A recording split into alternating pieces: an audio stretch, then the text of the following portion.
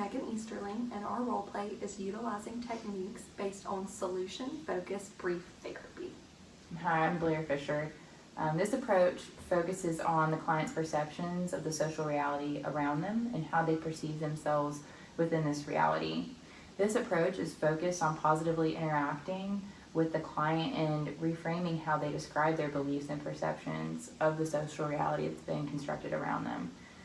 In this case, the client is the expert and they are educating the practitioner about their perceived reality, which helps the practitioner to adopt the client's perspective and way of thinking in order to create cohesion in the working relationship.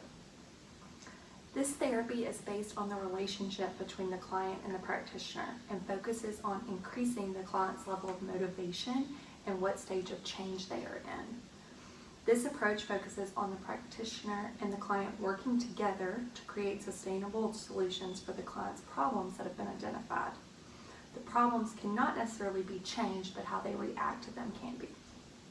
So some key concepts of the therapy is to create goals and construct objectives to help the client reach those goals. The practitioner focuses on creating solutions that will help the client in future situations rather than focusing on past situations that have already happened. So first, I will be playing the school social worker, providing intervention for Sarah, a 9-year-old fourth grader who is exhibiting negative internalized and externalized behaviors. She's been referred to me for therapy previously, but this time it was in regards to her slapping her teacher across the face with a textbook. I'll be using scaling, coping, and miracle questions throughout the session for interventions. And the scaling question helps the client express the severity of their problem on a range from 1 to 10, and 1 being the most desirable and 10 being the least desirable. Coping questions address how the client addresses their emotion and copes with them. And the last type of question is the miracle question, which asks the clients if basically the problem just vanished from their lives and didn't exist at all, what their life would then look like. Those are the techniques I'll be using. We will begin our role play now. Hi Sarah, it's so good to see you again. Before we begin, can you describe to me how your day has been on a scale of 1 to 10, with 10 being the worst and 1 being the best? A 10. It was the literal worst day of my life. So many bad things happened and nobody listened to anything that I had to say. I'm so sorry you're having such a rough day. I would love to listen to more of what you have to say though. That's funny because no one really ever wants to listen to anything I have to say. Well, today I'm going to listen to you, but you're the expert and you're going to teach me exactly about what happened with your day. I want to know what you went through, how it made you feel. Does that sound okay to you? I mean, I guess I can do that. Thank you for being willing to share with me. So let's talk about today. What made it the worst day of your life? Well, it all started during math class today. I was super frustrated and I couldn't understand the problem that the teacher had up on the board. And I had my hand raised, but the teacher wouldn't come to me. And then the boy sitting next to me got mad because I was accidentally hit him with my hand while I had my hand raised because I was waving it around to get my teacher's attention because she wasn't coming to me. He called me an idiot, so I got really mad and I walked away from him like you told me to do before when we met. But my teacher yelled at me for being away from my desk, and so I went back, and when she came back to my table to talk to me, I got even more mad. I can definitely see how that would be frustrating, that your teacher didn't call on you during math, and then that the boy called you a name. But you did the right thing by walking away, and I'm really proud of you that you used the strategies we talked about last time. I know, but it hurts my feelings when people say that I'm dumb, and so that's why I got so mad. That would hurt my feelings too. Yeah, like I just needed help with my math problem and my teacher wouldn't help me at all, even though I had my hand up for a really long time. And my grade in math is so freaking bad, and my mom got so mad at me when I brought my progress report home. I get that. Math can be so hard sometimes, even for adults. What was your teacher doing while you were waving your hand, trying to get her attention? Well, she did tell me she was going to help Hunter before she came to me because his hand was up first. But I needed help right then. And Hunter is way better at math than me, so he doesn't really need her help. But I was scared that she was going to forget about me if I didn't raise my hand and get her attention. I understand being scared and that you're worried about your math grade. So you had all these big emotions you were feeling. You're mad, you're scared. So what happened when your teacher came over next? Well, I got upset. She was still getting on to me for being up out of my chair when I walked away from that boy and said I should have been working on my work. But I just got so angry because she was mad at me when I was just trying to do what we had talked about. Okay, so what did you do with all that anger? How did it come out? Well, I hit her with my textbook. I was just so mad, and she was being so mean to me. I know that it can be really difficult to deal with a lot of anger, and it can be hard to control yourself sometimes, right? What do you think caused you to hit your teacher with the textbook? I just got really angry, and I hit her. How did that feel right after you hit her? I knew it was bad, and I know that I shouldn't have hit her. How do you think she felt after you hit her? Probably mad, or sad, or hurt. I think you're probably right, and it's good that you understand how your actions made her feel. And now I have to worry about what my mom is going to say when she gets here to talk to me. I know she's just going to be so mad. What happens when your mom gets mad at you, and how does that feel? It makes me feel like I don't matter because she doesn't listen to my side of things. She just gets mad, like nobody cares about me. And she's my mom. She's supposed to listen to me. But no, she just cares about if I'm getting in trouble. And then she punishes me before hearing my side of things. It's not fair. I mean, I'm her daughter. Well, you do matter, and I care very much about you. Does your mom ever talk to you about what happens when she gets mad at you? Or what about when other people in your life get mad? No, she doesn't. She only cares when I get in trouble because my teachers are like my principal. They're calling her all the time, waking her up, and they're mad at her. They get mad, so she's mad, and then she gets mad at me, and then she takes it out on me. Wow, that's a lot of people getting mad. How does that feel when all these people are mad at you? It just makes me madder. What happens when you get madder? What? Like sometimes I yell, and sometimes I hit people, and a lot of times I say really mean things. How do you think it makes other people feel when you react this way to your anger? Like, it probably makes them feel really sad, and they're probably mad or angry. Yeah. How does it feel when you realize that you've hurt these people that you care about? I mean, I feel bad about hurting them, and then I get mad at myself for getting so upset. It's like I can't control it. When you get angry and hurt others, why do you think that you react this way and you do these things? Well, it's because I'm mad and I want other people to hurt like I do and feel the way I do. Yeah.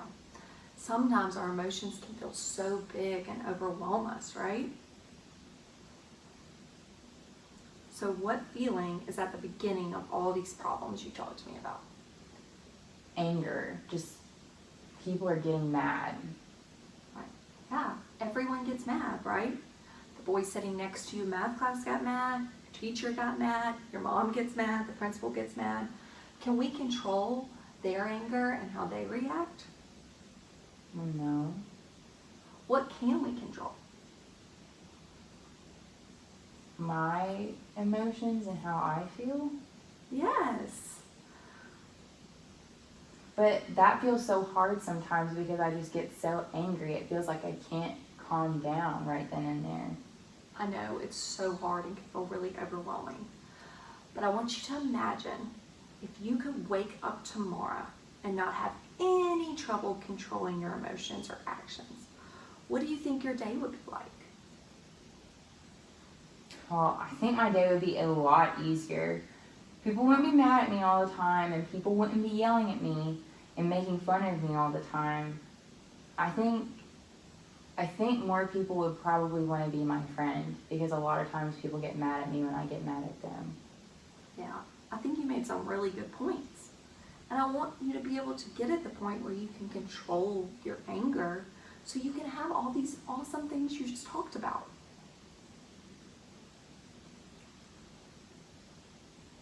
I think I would like to get to that point very, very much. Yeah, that would feel really good, right? When are there times when you get angry, but you don't let your anger get out of control? Has that ever happened? What did you do to help yourself stay calm in those moments and make smart decisions? Well, so the other day I was riding from school on the van to get to my after school program, and this kid behind me on the van would not quit kicking the back of my seat. And I was like so close to going off on him, but I remembered what my leader said. She said if she has to look back here to check on us, then she takes her eyes off the road, and she says that's not safe and that we need to be safe when we're in the van. So I stopped, and I know that I couldn't walk away from him because that means I would have to get unbuckled, like you told me to. And so I decided to take a breath and calm down, and I decided that I would talk to my leader in private instead of yelling at her about what was going on the bus, so that way we could be safe.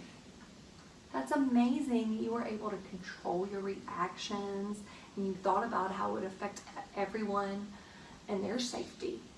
Did you use a plan to help you stay calm while the boy was kicking your seat in the van? Well, like I said, I knew that I couldn't walk away, and so I knew that I had to calm down because I was so close to going off on him. So I just tried to take a deep breath to calm down so I wouldn't just go off instead. So did that breath help you stay calm and slow down your brain and help your thinking to be able to make a better decision? Yeah, I think so. I'm so glad that helped. What if we came up with a few other tricks to help you stay calm when you feel like you're getting really angry? Sounds really good to me. All right. So I'm going to share with you my very favorite trick when I'm getting angry. It is called a glitter stick. A glitter stick?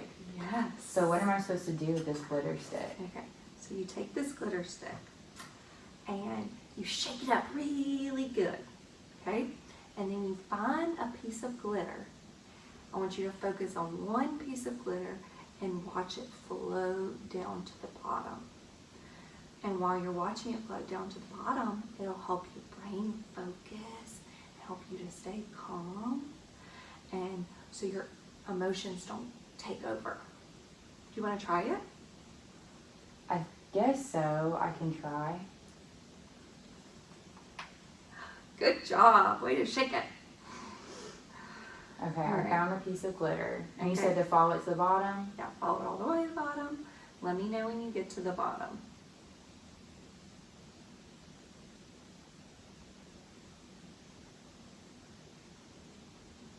Okay, my piece just reached the bottom. How do you feel? I feel really, really calm. Yeah? So you think it might work? Yeah, I think it might actually help. Do you think that could help you in the classroom if you were starting to feel really angry? Yeah, I really do. Awesome. Well, guess what? That is your very own glitter stick now. Oh my gosh, Miss Megan, are you for real? Thank you so much. You're so welcome. I'm glad you like it. And I'm going to talk to your teacher about a safe place you can keep it in the classroom.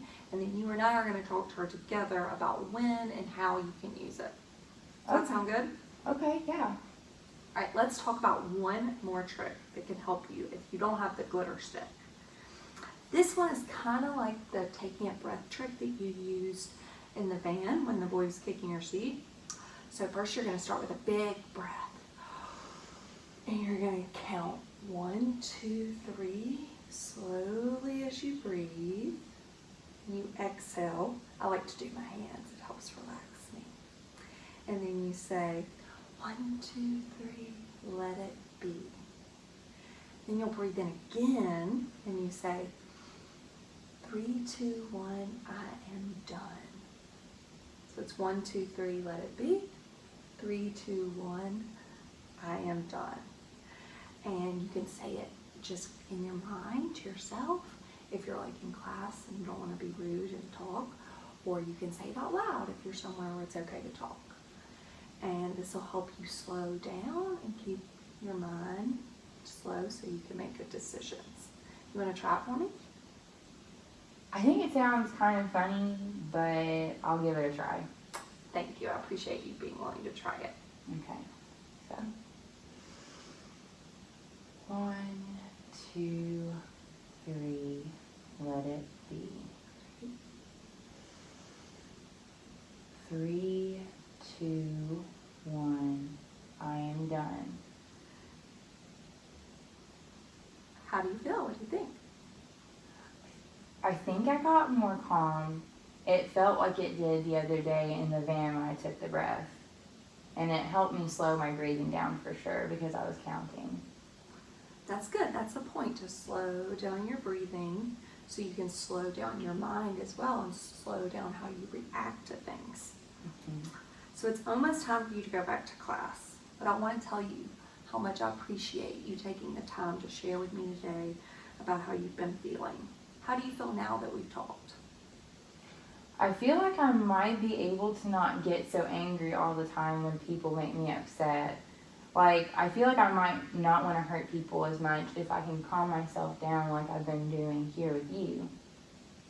Awesome. I'm so proud of you for all your hard work. So, we've learned 2 new tricks today when you're feeling like you might lose control and get really angry. You have your new glitter stick to shake up and focus on to help you slow down, and then you have your 1-2 breathing trick. Is it all right if I share these techniques with your mom when I talk to her later? Yeah, like I think that would be a really good idea. This way she'd know what we worked on here at school, so you can also use them at home. Yeah. So, I can't wait to see you use all these tricks, and I'm really proud of you, and I know you're going to do a great job. Thank you so much. Thank you, Ms. Megan. So this time I'm going to be the practitioner providing therapy for the mother of Sarah, Brandy. Brandy is a 38-year-old mother of 3. I have met with Brandy previously as the school social worker. She's expressed before that she struggles with knowing how to handle Sarah's bouts of anger and how to help her calm down and re-regulate after she encounters difficult situations. I will be administering 3 different techniques within solution-focused brief therapy: the exception question, the relationship question, and the coping question. So the exception question asks the client, what is life like when they are not experiencing their problem, or the problem is less intense, so that way they can better understand when and why a problem is taking place. The relationship question asks how significant others would react if life changes were made regarding the problem and how they reacted to the problem. The coping question addresses what is life like when the client handles the situation differently and more successfully, and does it improve their quality of life. So now we will start the role play. Hi Brandy, it's good to see you again. How has your day been up until this point? Well, it was fine, I guess, until I got woken up by the school calling me about Sarah's behavior again. That was really the beginning of my day, so not too good. I hear you, and I get that completely. I know that was probably not the best way to start your day by immediately having to solve a problem. It's just a constant struggle with Sarah. She's always causing trouble and acting out. I just literally do not know what to do with her anymore. It just feels like nothing works. So I hear that, and I see that you are frustrated by this ongoing problem. What is the main problem that you're seeing Sarah struggle with? It's all this anger she has. She just explodes at people out of nowhere. Could you explain some of the instances or times that Sarah gets angry or upset? When does she not? She gets mad when things don't go her way. She gets mad when I tell her to do her chores, when I tell her to do her homework. She goes all the way off on her siblings for small things that aren't even a big deal. So I feel like I'm starting to get more of the picture now. Thank you for sharing that with me. What is your relationship like with Sarah when she's not mad or her anger is not so intense? It can be really great. That's why it's so frustrating. I mean, when things are good, we like the same type movies, we play games together as a family, things are good. So it sounds like you both have really good times together and good parts in your relationship when the anger doesn't get in the way. And that's part of our goal here today, is to create a solution for Sarah's anger to make it more manageable, so that way you might get to enjoy those happier times and those good times together in your mother-daughter relationship. I really do want that for us. And I can tell that you really want that and long for that with Sarah. Going back to those moments of anger that you were talking about before, how do you react when Sarah gets in these angry moments after these specific types of situations? Well, honestly, I just get so frustrated with her. And can you explain more about like what happens when you get frustrated? I mean, I normally raise my voice to just let her know I mean business. It's not that I want to, I just have to know that I'm not playing, have her know I'm not playing around. And I want her to stop and feel like that's the only way to get her attention. And then I'm normally, make her do a punishment. I understand, you're the parent, so you want to take control of the situation as her parent. What are some of the punishments that you give her? I mean, normally like wall sits or sit-ups or push-ups. I used to spank her when she acted out, but that wasn't working. So now I just try to do like a physical activity, something like that to get her attention. And how does Sarah react when you get these punishments and raise her voice to get her attention? Honestly, she just gets even more frustrated. And she refuses to do the punishment sometimes. It just feels like nothing works, no matter how hard I try or what I try. So I can see that you are really trying to come up with ways to change Sarah's behavior, but it sounds like you feel the ways that you've tried haven't been as successful as you wanted them to be, possibly. Are there times when you've handled it differently and you've gotten a different or more positive response from Sarah? Well, the other day we did have this thing. She got into it with her brother when we were at the house, and I mean really into it. And so I just set them both down next to each other on the couch, and I just said, you're each going to tell your side of the story. So I knew what had happened because I was in the kitchen when it first started. Okay. And how did Sarah react to that? Was she willing to participate? Was she willing to follow directions? Yeah, I mean, she was. I let her go first and let her start the story. She did get all riled up while telling it, but she did then let her brother have his turn tell his side of the story. And I told him she needed to listen to his side and he needed to listen to her side, and I told him to do the same thing. That way how he could hear how it had affected Sarah. That's awesome. Was her reaction different this time than when you normally do the physical punishments in the raising of your voice? Yeah, I mean, she did calm down enough to actually listen to her brother's side.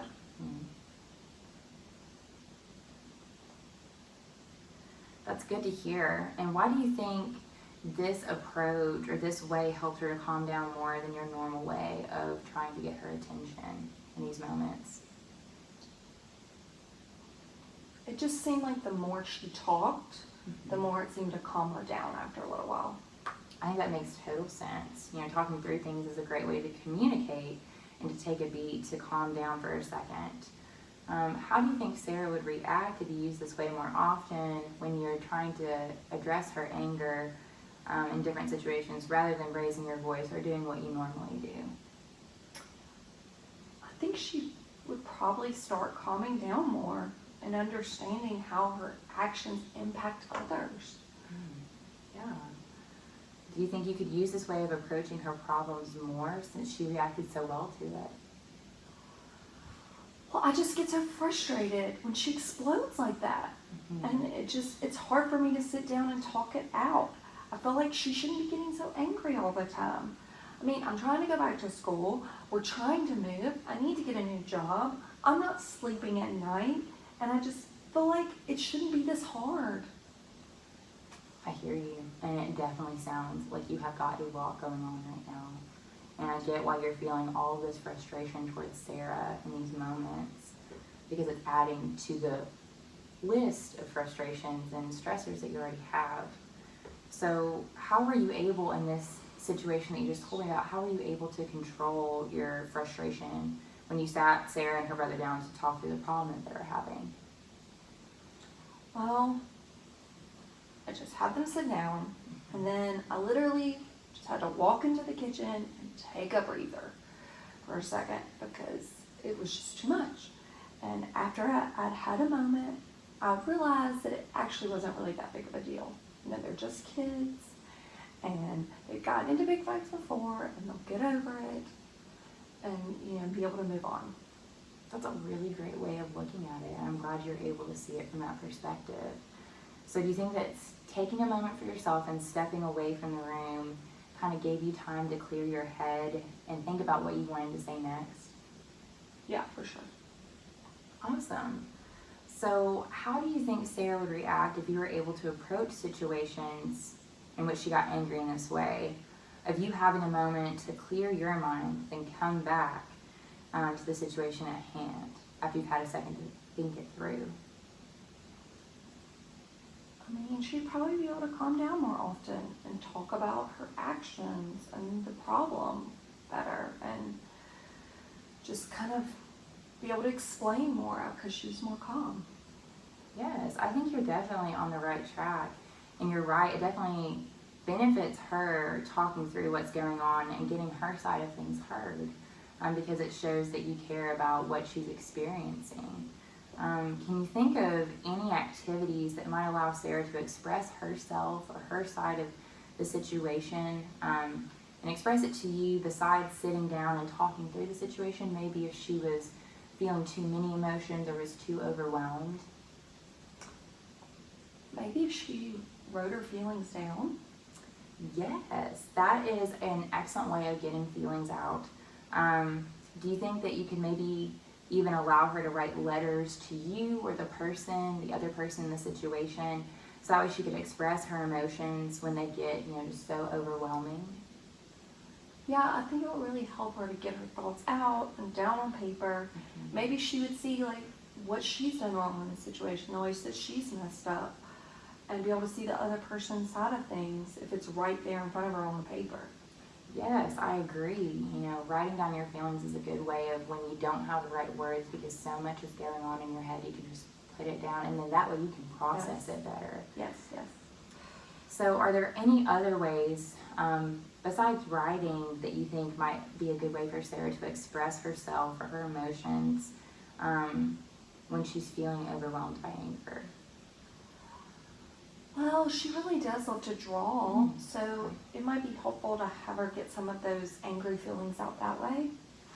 Drawing is such a helpful way for so many kids when they don't quite have the words to describe what they're feeling or what's going on. It's a great solution, so that way they can physically see and write it out, but maybe not in words if they're not ready for that point yet. Yeah, she tends to get really calm and really still when she draws. She's just like so into it. She's like lost in the picture. That's awesome. Well, I think we have come up with some really good solutions towards helping you manage and lead Sarah through these extreme moments of anger, and when the anger becomes too overwhelming for her to deal with. It's clear that having a moment to breathe and think helps you, and also helps her, gives her a moment to sit and cool down as well. Then with your idea of letting her write down her emotions and drawing her emotions out, this could possibly help her if she doesn't feel like talking or doesn't have the words quite to say it to another person what's going on, but her side of the story is still being valued. She is still being valued. I can tell that you really want a relationship with your daughter, and you want a relationship outside of these extreme moments of anger. And I think you are willing to do the work to get there with Sarah. I think today is a step in the right direction of creating more space to interact with her and to have more moments of joy, like playing games and watching movies together and just growing your mother-daughter relationship. So I'm excited to see what you have to bring back to me next session. Thank you.